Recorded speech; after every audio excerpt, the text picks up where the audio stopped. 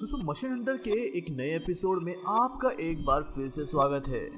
दोस्तों जैसे कि आप सब जानते होंगे कि हम इंसानों ने साइंस एंड टेक्नोलॉजी में इतनी ज़्यादा तरक्की कर ली है और साइंस एंड टेक्नोलॉजी की मदद से हमने बहुत सारे नए नए आविष्कार किए हुए हैं और कुछ ऐसे ही शानदार आविष्कार हमने कंस्ट्रक्शन की दुनिया में भी किए हुए हैं जिसने कंस्ट्रक्शन के कामों को बहुत ही ज़्यादा आसान बना दिया है।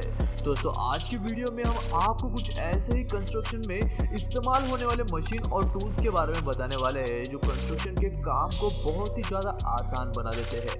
तो इसलिए आप इस वीडियो को अंत तक जरूर देखिएगा। लेकिन दोस्तों उससे पहले अगर आपने अभी तक हमारे चैनल को सब्सक्राइब नहीं किया हो तो चैनल को सब्सक्राइब करके पास में दिए गए बेल आइकन को दबाकर ऑल का ऑप्शन जरूर सिलेक्ट कर ले। नंबर 1 पर आता है कंक्रीट कास्टिंग अंडर वाटर। जमीन पर कंक्रीट से हुए काम तो हम सब ने देखे हैं, मगर क्या आपने कभी पानी में कंक्रीट का काम होते हुए देखा है? अभी जो आप अपनी स्क्रीन पर देख रहे हैं उसमें इसी काम की तैयारी की जा रही है। पानी में बने इस पिलर की मरम्मत करने के लिए सबसे पहले पिलर के बेस की सफाई की जाती है। सफाई का काम खत्म होने के बाद कंक्रीट को एक जगह टिकाए रखने के लिए उसके चारों तरफ लकड़ी के फट्टे लगा दिए जाते हैं और फिर सरियों को तार से बांध दिया जाता है। और लास्ट में बारी आती है इसमें मेन प्रोसेस की, जिसमें एक खास प्रकार के कंक्रीट के मिक्सचर को इस भाग में डाला जाता है। यह मिक्सचर पानी के साथ घुलता नहीं है बल्कि वह सतह के साथ बैठता जाता है। खास तकनीकों का इस्तेमाल कर बनाया गया यह सीमेंट भी उतना ही अच्छी पकड़ बनाता है जितना कि बाकी के सीमेंट पानी के ऊपर बनाते हैं। पिलर के बेस को इस कंक्रीट मिक्सचर से भरने के बाद टूल्स की मदद से इसे समतल कर दिया जाता है ताकि इस पिलर को भी जमीन में सही शेप मिल सके। और जब काम पूरा हो जाता है तो कारीगर इस पर स्टैंप यानी कि मोहर लगाकर पानी से बाहर आ जाते हैं। नंबर 2 पर आता है ट्यूब बॉक्स। अक्सर अपना घर या इमारत बनाते वक्त लोग गोल पिलर बनवाना पसंद करते हैं, तो ऐसे में वहाँ ट्यूब बॉक्स का इस्तेमाल किया जाता है। इस टूल को फाइबर की पतली और लचीली शीट से तैयार किया जाता है। इस टूल को सरिये के पिलर वाली संरचना के चारों ओर फिट किया जाता है। इसमें कंक्रीट के मिक्सचर को भरा जाता है और यह टूल गोलाकार में होता है जिसकी वजह से यह कंक्रीट को भी गोल संरचना प्रदान कर देता है।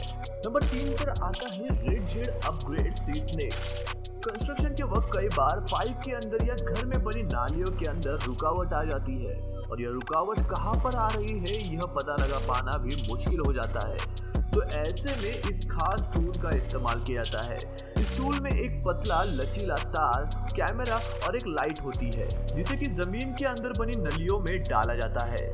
नाली में जाने के बाद यह टूल पल पल का दृश्य इसकी स्क्रीन पर दिखाता है जिससे वर्कर को यह पता चल पाता है कि समस्या कहाँ पर है और वह तुरंत उस समस्या को ठीक कर देते हैं। अब अगले नंबर पर आता है यूबिटॉन। फर्श पर टाइल लगाते वक्त सबसे जरूरी काम होता है जमीन पर लगाए जाने वाले सीमेंट को सही मोटाई में लगाना और इस काम को बेहद आसान बनाता है यह टूल। यह टूल के ऊपरी हिस्से में सीमेंट भरने के बाद जब टाइल्स पर सीमेंट लगाना हो तो वह भी इसी टूल की मदद से किया जाता है, जिसमें एक दूसरे ढांचे की जरूरत पड़ती है जिसमें कि इसके नीचे टाइल्स को फंसाकर टाइल्स को आगे ढकेला जाता है और यह टूल बड़ी ही सटीकता से टाइल पर एक समान सीमेंट लगा देती है। अब अगले नंबर पर आता है ड्यूच रॉक वूल। बहुत सी जगहों पर घर बनाने के लिए थर्मल टेक्निक का इस्तेमाल किया जाता है जिसमें वह अपने घर की दीवारों में खाली जगह छोड़ देते हैं ताकि उसमें थर्मल टेक्निक का इस्तेमाल किया जा सके। इस टेक्निक में एक खास फोम रूपी द्रव को तैयार किया जाता है और उसके बाद बारी आती है इस द्रव को दीवार में डालने की, जिसमें वर्कर सबसे पहले ड्रिल मशीन से छेद कर लेते हैं और कैमरे की मदद से खाली जगह का अनुमान भी कर लेते हैं और फिर उस होल में पाइप को घुसाया जाता है और उस द्रव को भरा जाता है। सभी सुराखों में इस द्रव को भरने के बाद उन्हें बंद कर लिया जाता है और इस तरीके से यह दीवार थर्मल दीवारों का रूप ले लेती है। अब अगले नंबर पर आता है पैस लोड। लक्कड़ पर कील लगाना बहुत ही मुश्किल होता है, मगर इस टूल की मदद से यह काम बहुत ही आसान हो जाता है। यह सिंपल सा दिखने वाला टूल आग झपकते ही लक्कड़ में होल कर देता है और इस टूल की मदद से आप किसी भी जगह पर आसानी से कील लगा सकते हैं। अब बात करते हैं वॉल टाइड बाय BASF। बहुत सी जगहों पर ज्यादा ठंड पड़ने की वजह से लोगों को ज्यादा से ज्यादा हीटर चलाना पड़ता है ताकि घरों के अंदर गर्माहट बनी रहे।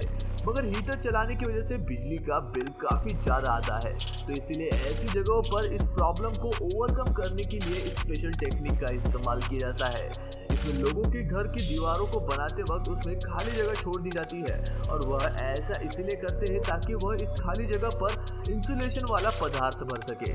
दीवार में छोटे छोटे खाली सुराख करके बाद में इस खास मिक्सचर को उसके अंदर भर दिया जाता है और यह मिक्सचर सुराख में जाते ही कुछ देर बाद फूल कर फोम का रूप ले लेता है और इसी तरह से दीवार को ऊपर से लेकर नीचे तक इस खास मिक्सचर से भर दिया जाता है और इस तरह से सर्दियों में घर का तापमान गिरता नहीं और घर में गर्माहट बनी रहती है। अब बात करते हैं मैग्नेक्स पावर्ड हैंड ट्रक। यह हैंड ट्रक एक बहुत ही शानदार टूल है। इस टूल को सिर्फ एक वर्कर की मदद से चलाया जा सकता है और यह एक बार में 140 किलो का वजन उठा सकता है। इस टूल में एक खास प्रकार का मैकेनिज्म होता है जिसकी वजह से एक बार में किसी भी सामान को इसमें फंसाने के बाद टूल में लगे बटन को दबाकर आप सामान को उठा सकते हैं और इस ट्रॉली में लगी व्हील की मदद से आप सामान को इधर उधर उठाकर भी रख सकते हैं। अगले नंबर पर आता है पैटर्न इम्प्रिंटेड कंक्रीट। अक्सर बहुत से लोग अपने आंगन में टाइल्स की वजह से कंक्रीट को बिछाना पसंद करते हैं, जिसकी वजह से वह आंगन लंबे समय तक बिना ठीक किए भी रह सकता है, लेकिन वह टाइल्स के मुकाबले थोड़ा कम सुंदर लगता है और इसी कंक्रीट को सुंदर बनाने के लिए इस तकनीक का इस्तेमाल किया जाता है, जिसमें सबसे पहले पारंपरिक तरीके वाला ही कंक्रीट का आंगन बना लिया जाता है और उसके बाद उस पर मनचाहे रंग के सीमेंट को उस फर्श पर डालकर उसे वह रंग दे दिया जाता है और उसके बाद वर्कर्स एक टाइल के पैटर्न वाले सांचे को इस कंक्रीट पर रख जाते हैं, जिसकी वजह से यह टाइल्स का शेप ले लेता है और फिर इसे कुछ देर तक सूखने के लिए छोड़ दिया जाता है और सूखने के बाद वर्कर्स कुछ चुनिंदा टाइल्स पर रंग लगा देते हैं, जिसकी वजह से यह और भी ज्यादा अट्रैक्टिव लगने लगता है। अब अगले नंबर पर आता है मैग्नेक्स जैक हैमर ट्रॉली। किसी भी फर्श को दोबारा से नया बनाने के लिए जब उस जगह पर लगे टाइल्स को उखाड़ना हो तो वह काम बहुत ही मुश्किल हो जाता है, मगर इस कमाल की मशीन की मदद से इस काम को आसानी से किया जा सकता है। इस मशीन का इस्तेमाल करने की वजह से वर्कर्स का समय तो बचता ही है, बल्कि टाइल्स उखाड़ने के बाद नीचे का सरफेस भी ऊबड़ खाबड़ नहीं होता है।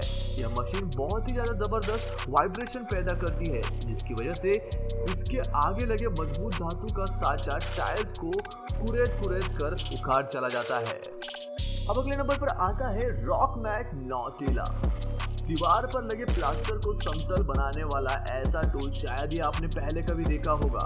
यह टूल एक छोटे से टूल बॉक्स में आता है, जिसे उस बॉक्स में से निकाल कर असेंबल करना होता है। असेंबल करने के बाद यह टूल एकदम रेडी हो जाता है।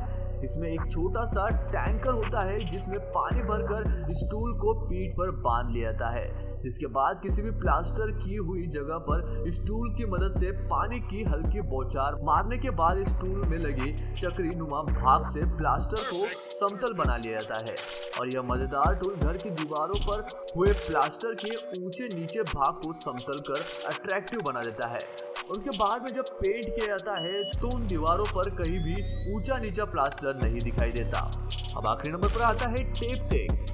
लकड़ी के बोर्ड की दीवार के निर्माण के बाद जब उनके जोड़ों को छुपाना होता है तो इस शानदार टूल का इस्तेमाल किया जाता है। यह टूल बहुत ही चौड़ा होता है और यह पलक झपकते ही जोड़ को गायब कर देता है और इस टूल के अंदर एक ठोस पुट्टी को डाला जाता है और जब इसको टूल के अंदर रखकर दीवारों पर चलाया जाता है तो बड़े ही सटीक तरीके से यह उस जोड़ पर लेप कर देती है। इस छोटे से टूल के अंदर ठोस पुट्टी ही नहीं बल्कि नरम पुट्टी भी डाली जा सकती है, जिसकी वजह से इसे आम दीवारों पर भी पुट्टी करने के लिए इस्तेमाल किया जा सकता है। दोस्तों आज के वीडियो में बस इतना ही। अगर आपको वीडियो अच्छा लगा तो वीडियो को लाइक करें और चैनल को सब्सक्राइब करें। मैं मिलता हूँ आपको ऐसी और एक अमेजिंग वीडियो के साथ, तब तक के लिए नमस्कार।